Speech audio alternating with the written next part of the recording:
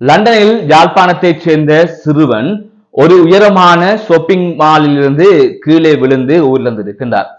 அவரது நண்பர்கள் கூறுகின்றார்கள், சில நாட்களாக அவர் விரக்தியில் இருந்ததாகவும் அவர் இவ்வாறு உயிரை மாற்றிருக்கலாம் என்று.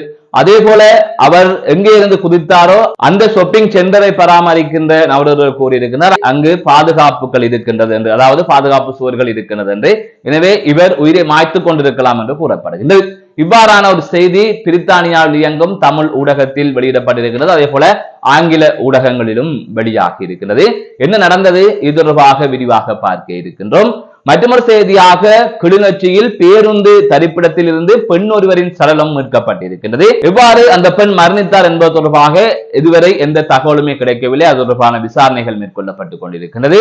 மற்றொரு செய்தியாக யாழ்ப்பாணத்தில் போலீசார் ஒருவரை கைது செய்ய சென்ற போது அவர் போலீசாரை வாள்களை வைத்து அச்சுறுத்தியிருந்தார். அந்த நபர் தொடர்பாக தற்பொழுது பல்வேறுபட்ட தகவல்கள் வெளியாகி இருக்கின்றது. அது அதிர்ச்சியை ஏற்படுத்துகின்ற வகையில் இருப்பதாக தெரிவிக்கப்பட்டிருக்கின்றது. இவை தொடர்பாகத்தான் இந்த செய்தி தொகுப்பிலே விரிவாக பார்க்க இருக்கின்றோம். அதற்கு முதல் JK ரிப்போர்ட் எனப்படுகின்ற இந்த யூடியூப் சேனலை இதுவரை யாராவது சப்ஸ்கிரைப் செய்யாமல் பார்த்து கொண்டிருந்தால் சப்ஸ்கிரைப் செய்து கொள்ளுங்கள். தொடர்ந்து அருகில் இருக்கின்ற பெல் பட்டனை கிளிக் செய்வதன் ஊடாக நான் போடுகின்ற ஒவ்வொரு காணொளிகளையும் நீங்கள் உடனுக்குடன் பார்க்கக்கூடிய வகையில இருக்கும். நான் நடராசா ஜெயகாந்தன். தற்பொழுது செய்திகளுக்குள்ளே செல்லலாம். கடந்த 12ஆம் தேதி காலை வேளை லண்டனில் இருக்கின்ற ஒரு ஷாப்பிங் சென்டரில் இருந்து, அதாவது அந்த ஷாப்பிங் சென்டரின் மேல் தளத்திலிருந்து கீழே ஒரு சிறுவன் விழுந்ததாக போலீசாருக்கு தகவல் கிடைத்திருக்கின்றது.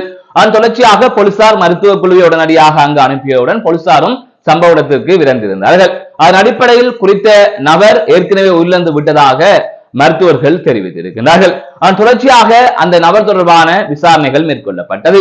அதன் அடிப்படையில் குறித்த அந்த நபர் ஒரு சிறுவன் என்றும், அந்த சிறுவனுக்கு 17 வயது என்றும், அந்த சிறுவனின் குடும்பத்தினர் யாழ்ப்பாணம் குடத்தனை பகுதியைச் சேர்ந்தவர் என்றும் தெரிய வந்திருக்கின்றது.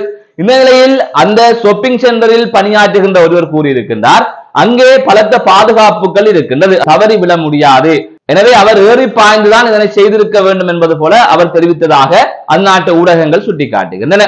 ஐதவிலே அவரது நண்பர்களிடம் விசாரணைகள் மேற்கொள்ளப்பட்டிருக்கிறது. அதன் அடிப்படையில் குறித்த சிறுவன் தான் அங்கு எதிர்பார்த்த பல்கலைக்கழகத்தில் தனக்கு வாய்ப்பு கிடைக்கவில்லை என்று விரக்தியில் இருந்ததாக கூறப்படுகின்றது. லண்டனில் பிரபலமான ஒரு பல்கலைக்கழகத்திற்கு செல்ல வேண்டும் என்று அவர் ஆசைப்பட்டதாகவும், ஆனால் அதிலே கல்வி கற்பதற்கான வாய்ப்பு கிடைக்கவில்லை என்று அவர் மன உளைச்சலில் இருந்ததாக நண்பர்கள் தெரிவித்திருக்கிறார்கள். அவரது குடும்பம் ஒரு நடுத்தர வர்க்கமான குடும்பம், எனவே அந்த குடும்பத்தை மேம்படுத்த வேண்டும் என்று அவர் விரும்பியதாகவும், நல்ல பல்கலைக்கழகத்துக்கு தான் சென்று படித்தால்தான் நன்றாக படிக்க முடியும், நல்ல இடத்திற்கு வர முடியும் என்று அவர் நினைத்துக் கொண்டிருந்ததாகவும், ஆனால் அந்த வாய்ப்பு அவருக்கு கிடைக்கவில்லை, ஆனால் மனவிரத்தில் இருந்ததாகவும், அதன் தொடர்ச்சியாக அவர் இந்த முடிவை எடுத்திருக்கலாம் என்கின்ற சந்தேகமும் எழுப்பப்பட்டிருக்கின்றது. இதுவரை அவர் உயிரை மாய்த்துக் கொண்டாரா அல்லது மேலே இருந்து தவறி விழுந்தாரா என்பது தொடர்பாக உறுதிப்படுத்தப்பட்ட தகவல்களை அந்நாட்டு போலீசார் வெளியிடவில்லை. ஆனால் தற்பொழுது இப்படியான செய்திகள் வெளிவந்து கொண்டிருக்கிறது. இந்த சம்பவம் பெரும் அதிர்வலைகளை ஏற்படுத்தி இருக்கிறது.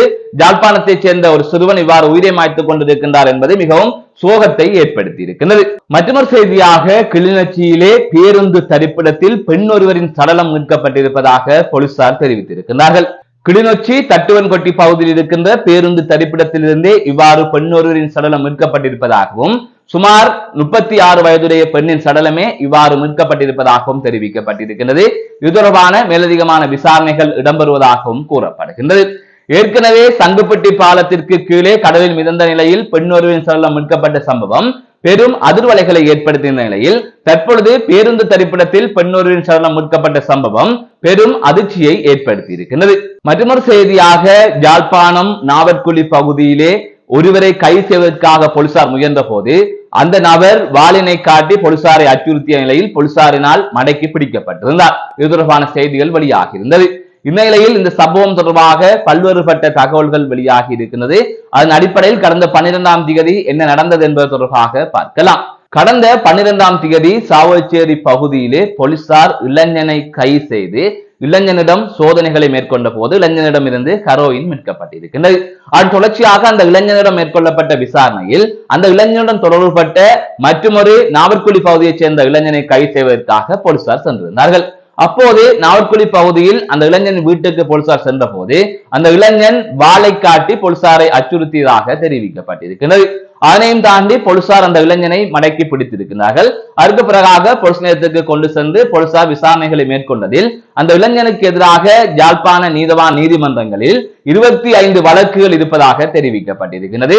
அதன் தொடர்ச்சியாக போலீசார் அந்த இளைஞனை தடுத்து வைத்து விசாரணைகளை மேற்கொண்டு வருவதாகவும் தொடர்ந்து நீதிமன்றத்தில் முன்னிலைப்படுத்துவதற்கான நடவடிக்கைகள் மேற்கொள்ளப்படும் என்றும் தகவல்கள் வெளியாகி இருக்கின்றது. இவ்வாறு இளைஞன் வாளை காட்டி அச்சுறுத்திய சம்பவமும் அதன் தொடர்ச்சியாக விசாரணையில் அந்த இளைஞனுக்கு எதிராக 25 வழக்குகள் இருக்கின்றது என்கிற செய்தியும் போலீசாருக்கு அதிர்ச்சியை ஏற்படுத்தி இருக்கின்றது.